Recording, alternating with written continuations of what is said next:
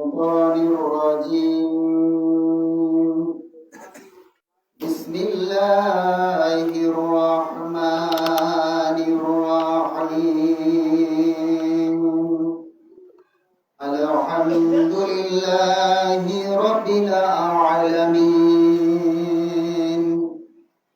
والصلاة والسلام على أشرف الأنبياء والمرسلين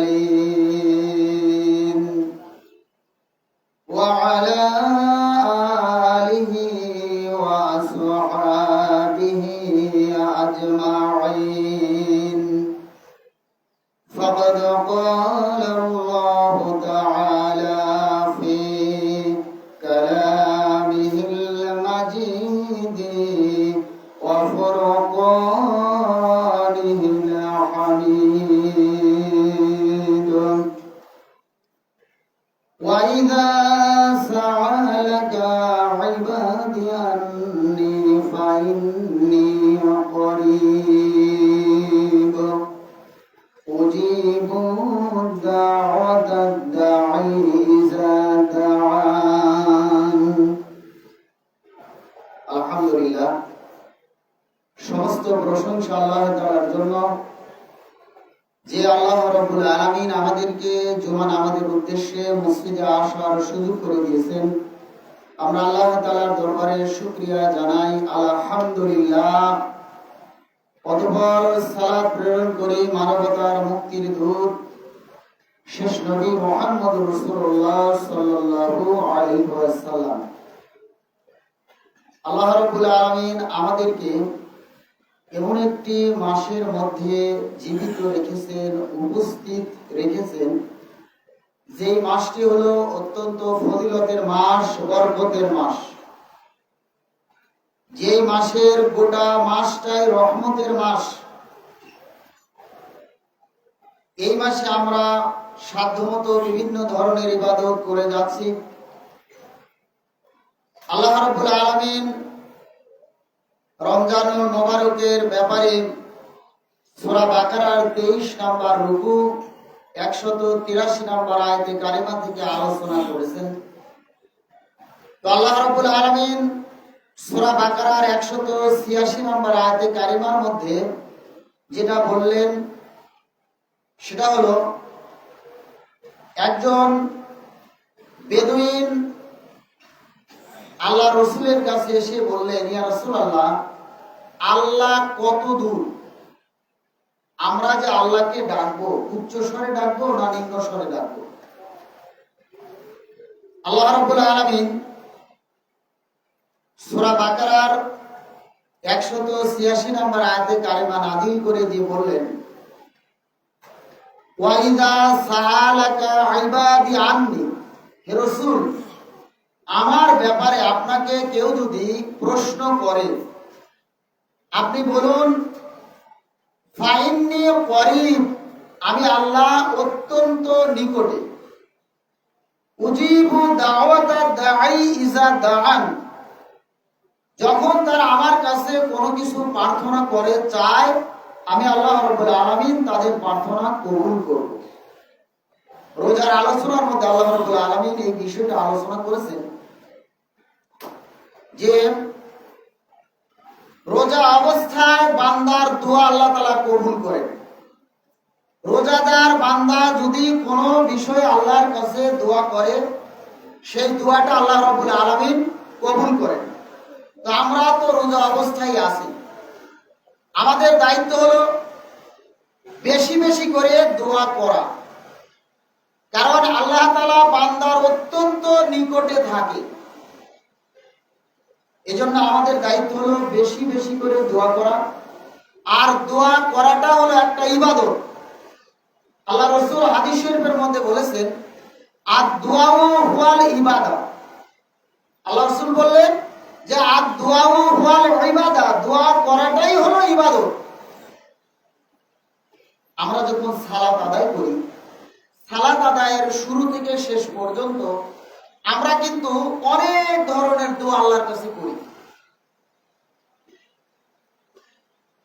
আমরা যখন সূরা ফাতিহা পড়ি, আমরা যখন সানা পড়ি, আমরা নামাজের মধ্যে তাসবিহ তাহলিল পাঠ করি, আবার নামাজের মধ্যে কোরআন তেলাওয়াত করি, এগুলোর মধ্যে অনেক দোয়া আছে।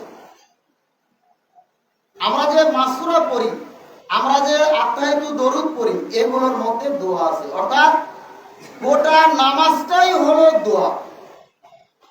এই জন্য হাদিসের মধ্যে এসেছে, আল্লাহ রসুল বলেন যে বান্দা যখন নামাজে থাকে তখন সে আল্লাহর সাথে মোনাজাতে লিপ্ত থাকে। মোনাজাত শব্দের অর্থ চুপে চুপে কথা বলা। বিভিন্ন ধরনের দোয়া পাঠের মাধ্যমে সে আল্লাহর সাথে মোনাজাতে লিপ্ত থাকে। এজন্য রোজা অবস্থায় আমরা বেশি বেশি করে দোয়া করব। আমার জীবনের পরিবর্তনের জন্য, আমার চাওয়া আশা আকাঙ্ক্ষা যা কিছু আছে, আমরা চেষ্টা করব রমজানুল মোবারক, যতদিন আমরা রমজানুল মোবারক পাই, আমরা চেষ্টা করব বেশি বেশি করে আল্লাহর কাছে আমরা দোয়া করব। কারণ আল্লাহ রাব্বুল আলামিন আমাদের অত্যন্ত নিকটে। কত নিকটে? হাদিসের মধ্যে এসেছে যে বান্দা যে ধারণা করে, এই ধারণা করার চাইতে আল্লাহ তাআলা নিকট। তার মানে আমরা অন্তরের মধ্যে যা কিছু কল্পনা করি, চাওয়া পাওয়ার বিষয়ে যা কিছু আমাদের অন্তরের মধ্যে উদয় হয়, এ খবর আল্লাহ রাব্বুল আলামিন জানেন। আল্লাহ রাব্বুল আলামিন সূরা মুলকের 13 নম্বর আয়াতে কারিমার মধ্যে বলেছেন, ওয়াইদা আসিররু কাওলাকুম আবিজাহারু বিহি ইন্নাহু আলিমুম বিযাতিস সুদূর। তোমাদের গোপনে তোমরা যা বলো, প্রকাশ্যে যা বলো, এমনকি অন্তঃকরণের মধ্যে যা আছে সব আমি আল্লাহ জানি। তাহলে আমরা অন্তরের মধ্যে যেটা ধারণা করি, কল্পনা করি, যেটা আমরা ইবাদতের জন্য আল্লাহর কাছে প্রার্থনা করি, যে কোনো চাওয়া পাওয়ার বিষয় আমরা বলি, সব বিষয় আল্লাহ তাআলা জানেন। এরপর আল্লাহ রাব্বুল আলামিন সূরা কফের 16 নম্বর আয়াতে কারিমার মধ্যে বলেছেন যে নাহানু আকরাবু ইলাইহি মিন হাবলিল ওয়ারিদ। আল্লাহ তাআলা বান্দার ঘাড়ের যে রগ আছে এর চাইতেও নিকটে। বিভিন্ন জায়গায় আল্লাহ তাআলা বিভিন্ন কথা বলেছেন। তার মানে আল্লাহ তাআলা আমাদের স্রষ্টা, আমাদের সব অবস্থা সম্বন্ধে আল্লাহ রাব্বুল আলামিন জানেন। এজন্য আমাদের দায়িত্ব হলো রমজানুল মুবারকে বেশি বেশি করে আল্লাহর কাছে সাহায্য প্রার্থনা করা। কারণ ইবাদত করাটা, মোনাজাত করাটা, দোয়া করাটা, এটা যে একটা ইবাদত। আল্লাহ তাআলা কোরআনুল কারীমের মধ্যে সূরা মুমিনের 60 নম্বর আয়াতের মধ্যে বলেছেন, ওয়া ক্বালা রাব্বুকুম উদউনি আস্তাজিব লাকুম ইন্নাল্লাযীনা ইস্তাকবিরুনা আন ইবাদাতি সাইয়াদখুলুনা জাহান্নামা দাখিরিন। আল্লাহ বললেন, ওয়া ক্বালা রাব্বুকুম উদউনি আস্তাজিব লাকুম, সূরা মুমিনের 60 নম্বর আয়াত। তোমাদের প্রতিপালক বলছেন যে কি, তোমরা আমি আল্লাহর কাছে চাও, তোমাদের দোয়াকে আমি আল্লাহ কবুল করব।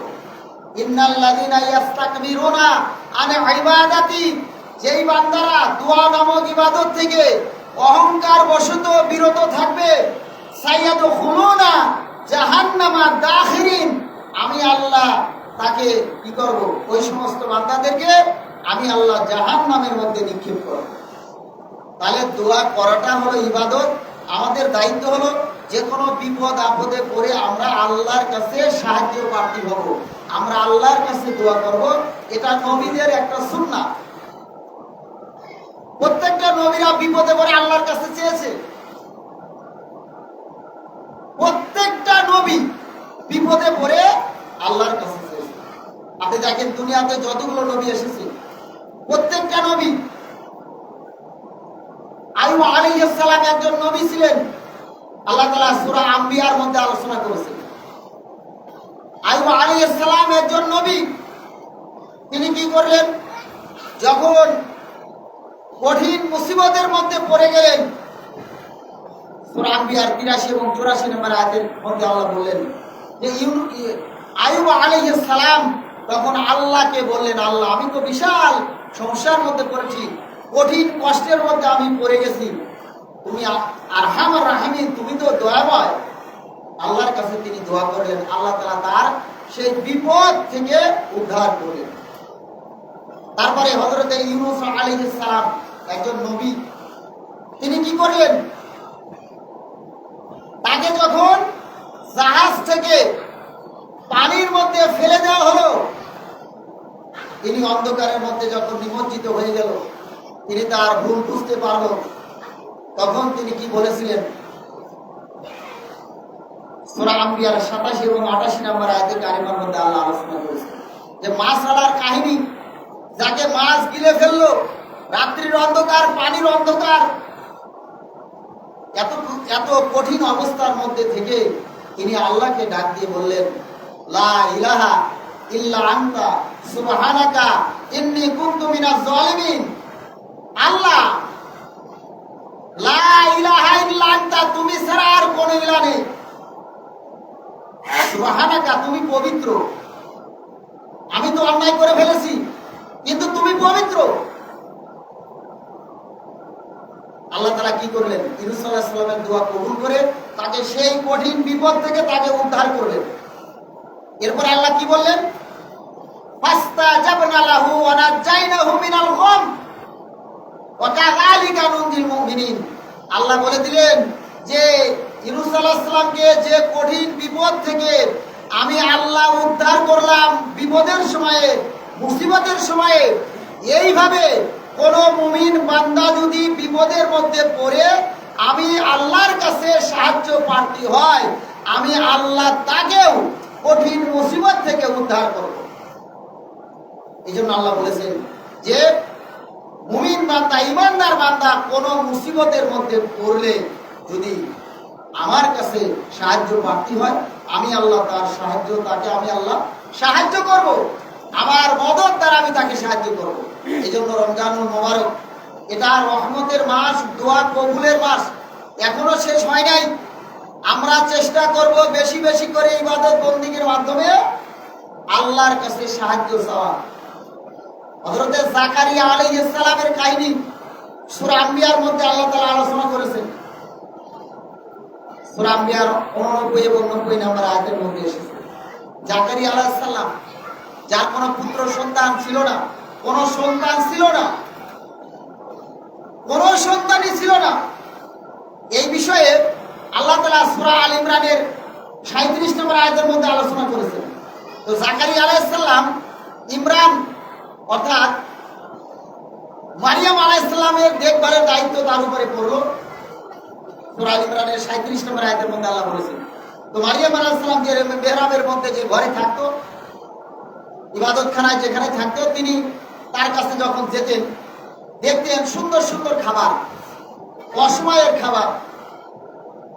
তখন তাকে জিজ্ঞাসা করলেন, হে মারিয়াম, এখন তো সিজন না, এখন তো কোনো মৌসুম না, তুমি এই খাবারটা কোথা থেকে পেলে? আমাদের দেশে কিন্তু খাবারের একটা মৌসুম আছে, প্রত্যেকটা খাবারের একটা, প্রত্যেকটা ফলের একটা মৌসুম আছে। তো তিনি যখন তার কাছে যেতেন তখন দেখতেন যে মৌসুম সারা ফল। আল্লাহ কোরআনে যেটা বললেন সেটা হলো, মারিয়াম আলাইহিস সালাম তখন বলল যে এই ফলগুলো আল্লাহর পক্ষ থেকে আসে। তখন জাকারিয়া আলাইহিস সালাম চিন্তা করলেন যে মৌসুম সারা যে আল্লাহ মারিয়াম আলাইহিস সালামকে খাবার দিতে পারে, ফল দিতে পারে, তো আমার স্ত্রী তো বন্ধা, তার কোনো সন্তানাদি নেই, আমার তো কোনো সন্তানাদি নেই, তাহলে আমি আল্লাহর কাছে চাইবো, আল্লাহ আমাকে সন্তান দেবে। তিনি আল্লাহর কাছে চাইলেন, সন্তান কামনা করলেন। আল্লাহ তাআলা তাকে সুসংবাদ দিয়ে বললেন, তোমার সন্তান হবে, তোমার স্ত্রীর সন্তান হবে। তিনি আল্লাহকে বললেন, আল্লাহ আমার সন্তান তো, আমার স্ত্রী তো বয়স্ক। আল্লাহ তাআলা বললেন, হ্যাঁ বয়স হোক, আমি আল্লাহ যেটা চাবো সেটা হবে। এই জন্য সূরা আম্বিয়ার মধ্যে আল্লাহ আলোচনা করেছেন যে জাকারিয়া আলাইহিস সালাম সন্তানের জন্য আল্লাহর কাছে যখন প্রার্থনা করলেন, এই বিপদে পড়ে আল্লাহ তাআলা তার প্রার্থনা কবুল করলেন, তাকে সন্তান দিলেন। এই জন্য যে কোনো বিপদে পড়লে আল্লাহর কাছে সাহায্য প্রার্থী হয়, এটা নবীদের সুন্নাহ। ইব্রাহিম আলাইহিস সালামের জীবনী দেখেন, তারও তো কোনো সন্তানাদি ছিল না। সূরা সাফফাতের 100 নম্বর আয়াতের মধ্যে আল্লাহ বললেন যে তিনি আমার কাছে কি বললেন, রব্বি হাবলি মিনাস সলিহিন ফাবাশশারনাহু বিগুলামিন হালিম, যে আমি আল্লাহর কাছে প্রার্থনা করলাম, আল্লাহ আমাকে পুত্র সন্তান দান করো। আল্লাহ বলেন আমি তাকে সহনশীল পুত্র সন্তানের সুসংবাদ দিলাম। পরবর্তীতে তাকে আল্লাহ সন্তান দিলেন। এই যে বিপদে পড়ে সাহায্য প্রার্থী হওয়া, এটা নবীদের সুন্নাহ। এরপরে ইব্রাহিম আলাইহিস সালাম তার স্ত্রী হাজেরা এবং শিশু পুত্রকে রেখে যখন বাইতুল্লাহ শরীফের নিকটে রেখে চলে গেলেন, ওইখানে তো কোনো জনমানব ছিল না। তিনি আল্লাহর কাছে দোয়া করে গেলেন, আল্লাহ আমার এই সন্তান এবং স্ত্রীকে এখানে রেখে গেলাম, এটাকে তুমি জনবহুল একটি এলাকায় পরিণত করে দাও, আর এখানে তুমি ফল ফলাদি দিয়ে ভরপুর করে দাও।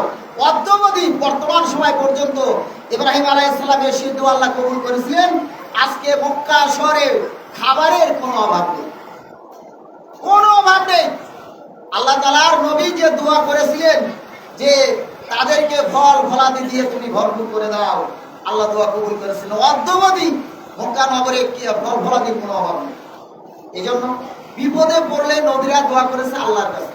আমাদের নবী মুহাম্মদ রাসূলুল্লাহ সাল্লাল্লাহু আলাইহি ওয়াসাল্লাম তিনি যে কোনো বিপদে পড়ে দোয়া করেছেন আল্লাহর কাছে। আপনি দেখেন বদরের যুদ্ধের কাহিনী, বদরের যুদ্ধ আজকে 18 রমজান, গতকাল গেছে বদরের দিবস, অর্থাৎ 17 রমজান ছিল বদরের যুদ্ধ। আপনি হিসাব করে দেখেছেন, রমজান মাস হলো বিজয়ের মাস, রমজান মাস হলো বিজয়ের মাস। রমজানের 17 রমজান শুক্রবার বদরের যুদ্ধে আল্লাহ রসুলকে আল্লাহ তাআলা বিজয় দিয়েছিলেন।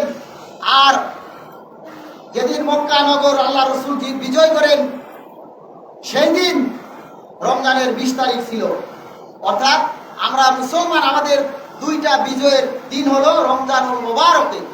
একটা হলো 17 রমজান বদরের বিজয়, আর একটা হলো 20 রমজান যখন মক্কা নগর বিজয় করেন, মক্কা বিজয় করেন, ওইটা ছিল রমজানের 20 তারিখ। এই জন্য এটা রমজানুল মুবারক, বিজয়ের মাস। তো আল্লাহ রসুল যখন বদরের প্রান্তে গেলেন, তিনি তো যুদ্ধের নিয়তে যান নাই, অল্প সংখ্যক সাহাবী নিয়ে গেলেন। যখন দেখলেন আমাদের যুদ্ধ করতে হবে, তিনি তাঁবুর মধ্যে একা একা আল্লাহর কাছে হাত তুলে দোয়া করলেন, একা একা। আবু বকর রাদিয়াল্লাহু তাআলা আনহু বর্ণনা করেন যে আমি তাঁবুর মধ্যে ঢুকে দেখি যে আল্লাহ রসুল দোয়া করতে করতে দাঁড়িয়ে গেছে, তার দুই বগলের অবস্থা শুভ্রতা আমি দেখতে পেলাম। আল্লাহ রসুল কঠিন মুসিবতে পড়ে একা একা দোয়া করেছেন। আল্লাহ তাআলা কি করলেন? বদরের প্রান্তরে ফেরেশতা দ্বারা সাহায্য করলেন। এই জন্য আমরা যে কোনো সাহায্য আল্লাহর কাছে চাই। এই জন্য রমজানুল মুবারক হলো দোয়া কবুলের মাস। এই মাসে বেশি বেশি করে আমরা বিভিন্ন ধরনের দোয়া পাঠ করি। এরপরে আল্লাহ রসুল আরেকটা হাদিস বর্ণনা করেছেন যে প্রত্যেকটা রাত্রিতে আল্লাহ কি করেন? বান্দার দিকে দৃষ্টি দেন, বান্দাকে ডাকে, কে আসো আমার কাছে, তুমি চাও তোমার গুনাহ মাফের প্রয়োজন, আমি গুনাহ মাফ করে দেবো, আমার কাছে চাও। তোমার কোনো সমস্যা, তুমি বিপদে পড়েছো, আমি আমার কাছে চাও, আমি তোমার বিপদ উদ্ধার করে দেব। আল্লাহ এভাবে বান্দাকে ডাক।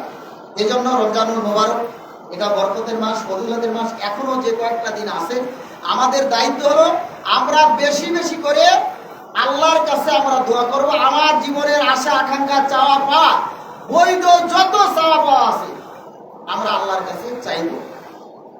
তবে কথার অর্থ এ নয় যে আমি এত চাওয়া চাই আল্লাহ দেয় না। আপনি দোয়া করতে থাকেন, দুনিয়াতে যদি না পান আপনি আখিরাতে অবশ্যই পাবেন। কেন পাবেন? আল্লাহ রসুল বলেছেন যে আদ-দুআউ ওয়াল ইবাদাত, দোয়া করাটা হলো একটা ইবাদত।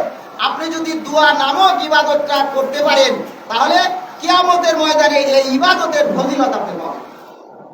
এই জন্য আমাদের দায়িত্ব হলো বেশি বেশি করে দোয়া করা। তবে হ্যাঁ, যেখানে আল্লাহ তাআলা রসুল হাত তুলে দোয়া করেছেন সেখানে হাত তুলে দোয়া করবেন। যেখানে হাত তুলে দোয়া করে না সেখানে হাত তোলা আপনার জন্য বৈধ হবে না। যেমন আমরা মসজিদে এসেছি, আমরা মসজিদে যখন ঢুকবো ওই সময় আমরা দোয়া করে আসি না, আল্লাহুম্মা তাহালি আবু আমার রহমাতিক। এখানে আল্লাহ রসুল কোনোদিনও হাত তুলে নেই। আমরা যখন মসজিদ থেকে বের হব সেখানে কিন্তু দোয়া আছে, আল্লাহুম্মা ইন্নী আসআলুকা মিন ফাদলিক, দোয়া আছে। এখানে আল্লাহ রাসূল কোনো যে হাত তোলে নাই। আমরা যখন পায়খানা যাব, পেশাব করতে যাব, এখানেও আল্লাহ রাসূল দোয়া করেছেন, কোনোদিন হাত তোলে নাই। আল্লাহ রাসূল যেখানে বৃষ্টির জন্য হাত তুলে দোয়া করেছেন, যেখানে হাত তুলে দোয়া করেছেন সেখানে হাত তুলে দোয়া করা সুন্নাহ। আর যেখানে হাত তুলে দোয়া না করে মৌখিক দোয়া করেছেন সেখানে হাত না তুলে মৌখিক দোয়া করা রাসূলের সুন্নাহ। এজন্য এগুলো আমাদের খেয়াল রাখতে হবে। আমরা নামাজ আদায়ের মাধ্যমে নামাজের মধ্যে অনেক দোয়া পাঠ করব, এগুলো শিক্ষা করে নেবে। আল্লাহ রাসূল সালাম ফিরানোর পরে অনেক দোয়া করেছেন। সালাম ফিরানোর পরে ব্যক্তিগতভাবে অনেক দোয়া করেছেন। কোরআনুল কারীমের মধ্যে রব্বানা দিয়ে অনেক দোয়া আছে। এজন্য আমরা চেষ্টা করব দোয়াগুলো শিখে নিয়ে এগুলো পাঠ করা।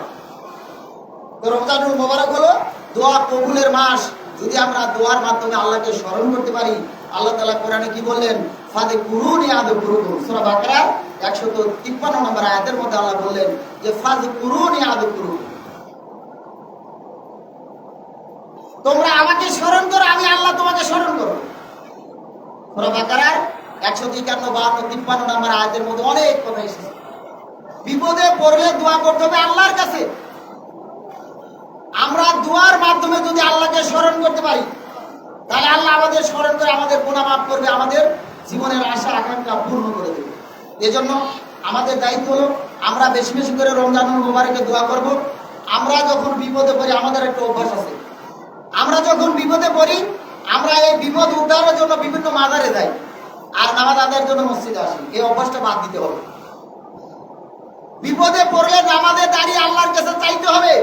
পৃথিবীর কোন কবরওয়ালার কাছে গিয়ে কোন মাজারে গিয়ে দোয়া করলে আপনি শিরকের গুনাহে লিপ্ত হয়ে যাবেন।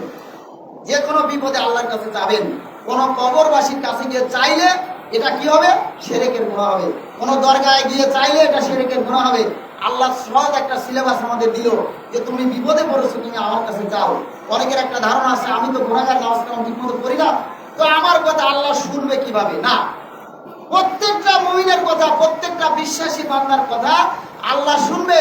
ইবাদতের ক্ষেত্রে কম বেশি হতে পারে, একজন নামাজ পড়ে একজন পড়ে না, কিন্তু বিশ্বাসে তো দুই দলিল আছে যে পরকাল আছে, কিয়ামত আছে। আমি নামাজ পড়ি না, আল্লাহ আমাকে শাস্তি দেবে, এই যে মনের মধ্যে একটা অনুশোচনা, এই লোকটা তো একটা মুসলমান, এই লোকটা একটা মুসলমান যে আমি রোজা পালন করি না, এটা আমার আসলে আমার কাজটা করা ঠিক হচ্ছে না, এর জন্য আল্লাহ আমাকে দিয়ে শাস্তি দেবে। এই যে মনের মধ্যে অনুশোচনা বোধ, এটা থাকলেই বুঝতে হবে লোকটা হলো মুসলমান। তো মুসলমানের দায়িত্ব হলো যত রকমের বিপদ আপদ আছে সব সময় আল্লাহর কাছে সাহায্য প্রার্থী হবে। এই জন্য রমজানের শিক্ষা হলো, আমাদের দায়িত্ব হলো যে আমরা কি করব, যে কোনো বিপদে পড়লে আমরা চাইবো কার কাছে? আল্লাহর কাছে চাইবো। আল্লাহর কাছে যাওয়া ছাড়া কোনো উপায় আমাদের নেই।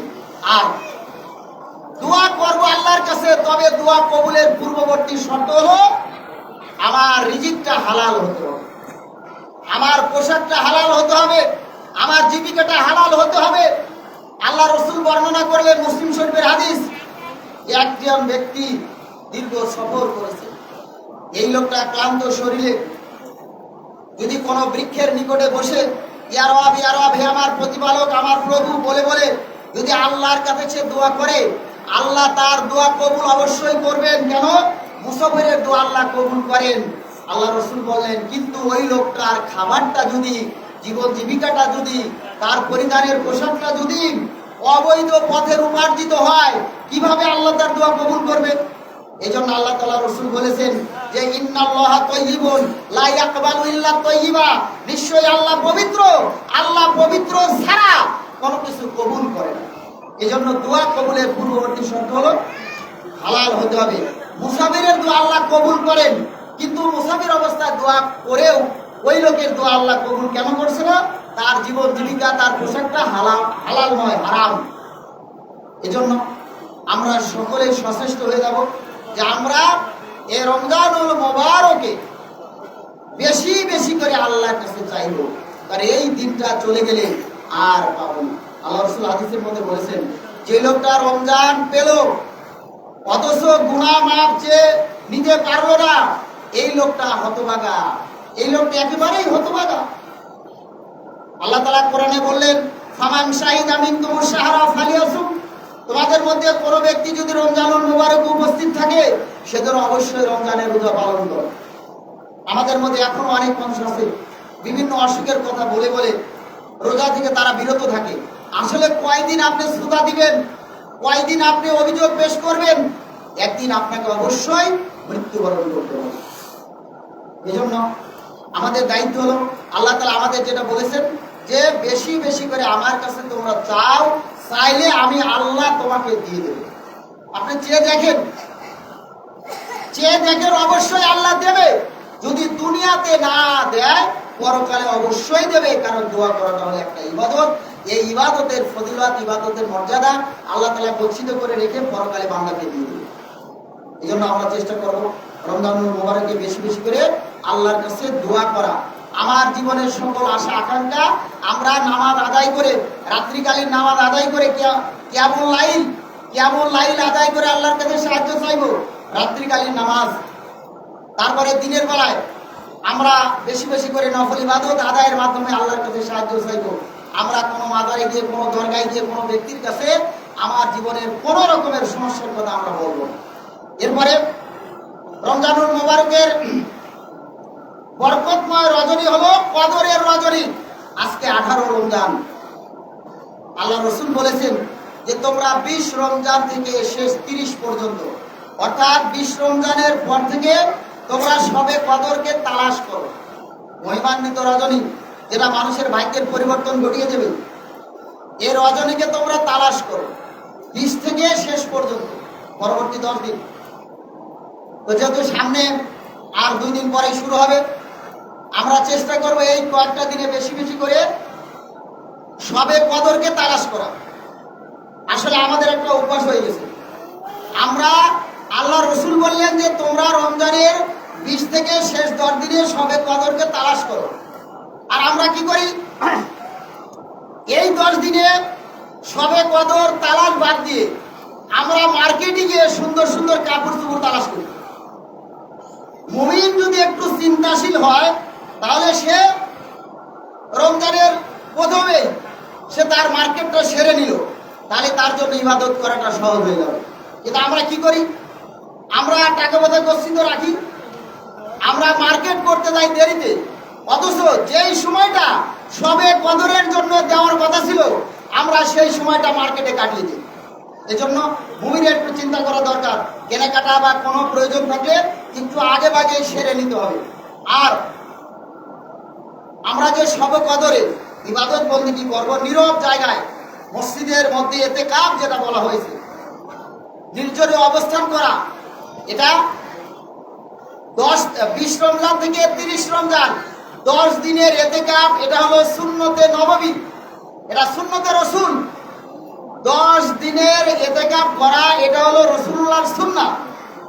আমরা একদিন করি, এটা নফল, মুস্তাহাব। আসল হলো 10 দিনের ইতিকাফ করা। তো আমি আপনাদের আহ্বান করব, কোনো ব্যক্তি যদি মোটামুটি একেবারে ফ্রি থাকেন, আপনার সংসারে তেমন কাজকর্ম নেই, এরকম যদি ফ্রি কোনো পার্সন থাকেন, তাহলে মসজিদে আপনি বসে ইতিকাফের নিয়তে বসে পরবর্তী 10টা দিন ইবাদত বন্দেগীর মধ্যে কাটিয়ে দিতে পারবেন, যদি একটু ফ্রি লোক থাকেন। আর যারা কর্মজীবী তাদের জন্য একটু সমস্যা হয়।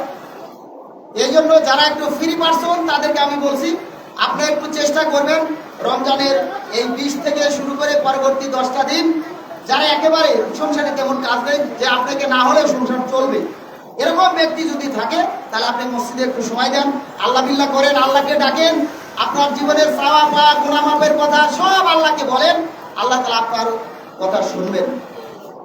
আল্লাহ রাব্বুল আলামিন আমাদেরকে এই কদরের ব্যাপারে অনেক কথা বলেছেন। এটা অত্যন্ত ফজিলতের রজনী, 1000 মাসের চাইতে উত্তম। লাইলাতুল কদরি খায়রুম মিন আলফি শাহর, সূরা কদরের মধ্যে আল্লাহ তাআলা বলেছেন। আরেকটি বিষয় হলো, রমজানুল মুবারক আসলে আমরা ফিতরা দিয়ে থাকি। ফিতরা দিবেন রমজানের মধ্যে, রোজার মধ্যে কোনো ভুল ত্রুটি থাকলে ফিতরা আদায়ের মাধ্যমে সেটা মাফ হয়ে যাবে, সংশোধন হয়ে যাবে। আর ফিতরা বাংলাদেশে সরকারিভাবে সর্বনিম্ন ফিতরা নির্ধারণ করা হয়েছে বছর 115 টাকা। আপনারা পত্র পত্রিকা দেখছেন উপরে আরো আছে, আমি সর্বনিম্নটাই বললাম, আপনারা চেষ্টা করবেন দেওয়ার জন্য। আর কেউ যদি খাদ্য দিয়ে দেন তাহলে 1 কেজি 650 গ্রাম গম, 1 কেজি 650 গ্রাম গম আদায় করবেন, অথবা 100 টাকার হিসাবে 115 টাকা দিয়ে ফিতরা আদায় করে দেবেন। এগুলো খেয়াল রাখতে হবে। আরেকটি বিষয় হলো, রমজানুল মোবারক আসলে আমরা কি করি, অনেকেই জাকাত দিয়ে থাকি। সচরাচর অনেকেই রমজানুল মোবারকই দেন। জাকাত আপনি দেন আপনার সম্পদের হিসাব করে। জাকাতের ব্যাপারে আল্লাহ তাআলা সূরা তওবার 60 নম্বর আয়াতের মধ্যে আলোচনা করেছেন। 8টি খাত, জাকাতের খাত হলো 8টি। এই 8টি খাতে খাতে আপনি জাকাত দেবেন। জাকাত আদায়ের মূল লক্ষ্য হলো দারিদ্র্য বিমোচন। মনে করেন আপনার সম্পদ আছে, সম্পদের হিসাব নিকাশ করে 1 বছর পূর্ণ হয়ে গেছে। সম্পদের হিসাব নিকাশ করে মনে করেন যে আপনার কাছে জাকাতের 1 লক্ষ টাকা হয়েছে। আপনি চেষ্টা করবেন যে এই 1 লক্ষ টাকা দিয়ে কিভাবে দারিদ্র্যকে বিমোচন করা যায়। আপনি চেষ্টা করবেন যে এই মহল্লায় যদি কোনো গরিব মানুষ থাকে, মনে করেন 10 জন জাকাত খাওয়ার মতো ব্যক্তি আছে, আপনি টার্গেট দিবেন যে আমি এবছর 1 জনকে বা 2 জনকে এই জাকাতের টাকা বন্টন করে দিব। তাহলে আপনি যদি 1 লক্ষ টাকা 1 জনকে দেন, এই লোকটা যখন কোনো কর্ম পাবে, অথবা 50,000 টাকা দিয়ে 2 জনকে যদি দেন, এই লোকটা যখন একটা কর্ম পাবে, তখন ওই লোকটা পরবর্তী বছর যখন সে তার কর্মসংস্থান হয়ে যাবে, পরবর্তী বছর ওই লোকটা আর জাকাতের জন্য আপনার কাছে যাবে না। তারপরে আপনি টার্গেট নেন পরবর্তীতে আরো 2 জনের, আল্লাহ যদি আপনাকে সমর্থ দেন, এভাবে দেখবেন যে মহল্লা থেকে, বিভিন্ন এলাকা থেকে আপনার দারিদ্রতা বিমোচনের সুযোগ হবে। আমরা কি করি, 1 লক্ষ টাকা হয়, 1000 টাকা করে একজনকে যদি দেন, কোনোদিনও জাকাতে এই দারিদ্র বিমোচন হবে না। ওই লোকটা আবার আপনার কাছে আসবে। আবার 1 লক্ষ টাকার যদি আপনি শাড়ি আপনি 200টা কেনেন, 200 জনকে দিলেন, কি হলো, এই শাড়ি শুধু দিয়ে গেলেন সারা জীবন, কোনোদিন আপনি দারিদ্র বিমোচন করতে পারবেন না। এজন্য হিসাব করবেন। জাকাত আপনি যদি 1000 টাকা করেও 100 জনকে জাকাত দেন, আপনার জাকাত আদায় হবে, সমস্যা নেই। আবার 1 লক্ষ টাকা বা 50,000 করে যদি 2 জন একজনকে দেন, আপনার জাকাত আদায় হবে, তাতেও কোনো সমস্যা নেই। কিন্তু দারিদ্র বিমোচন কিসে হয়? মানুষ যাতে পরের উপরে হাত না পাতে, কিভাবে দারিদ্রকে নিরসন করা যায়, এই চিন্তা চেতনা একজন সম্পদশালী ব্যক্তির মধ্যে থাকতে হবে। যে প্রত্যেক বছর আপনি শুধু দিয়েই যাবেন আর মানুষ নিয়েই যাবে, এরকম কেন? এজন্য আপনি 2 জনকে টার্গেট করেন যে আমার 1 লক্ষ টাকা হয়েছে, আমি 2 জনকে 50,000 টাকা করে একটা ভ্যান কিনে দেবো, অথবা 50,000 টাকা। বা তাকে বলেন যে আপনার কাছে কোনো টাকা পয়সা আছে নাকি। যদি তার কাছে আর 20,000 50,000 থাকে, আপনি এটার সাথে অ্যাড করেন, তাহলে তার পুঁজিটা বাড়লো, সে একটা কর্মসংস্থান তৈরি করলো। ওই লোকটা পরবর্তী বছর আর জাকাত খাতে আসবে না, আর জাকাত খাওয়ার জন্য আপনার কাছে আসবে না। এই জন্য একটু চিন্তা করে জাকাত দেবেন। আপনি যেভাবেই দেন, 1000 টাকা করে দিলে আপনার জাকাত হবে, শাড়ি কিনে দিলে হচ্ছে, অথবা 1 লক্ষ বা 50 করে দিলে হচ্ছে। কিন্তু দারিদ্র বিমোচন কিসে হয়, এটা আপনাকে চিন্তা করতে হবে। তো যাই হোক, আল্লাহ রাব্বুল আলামিন আমাদের সকলকে কোরআন এবং হাদিসের অনুযায়ী আমল করার তৌফিক দান করুন। সকলে বলুন আমিন। সুবহানাকাল্লাহ।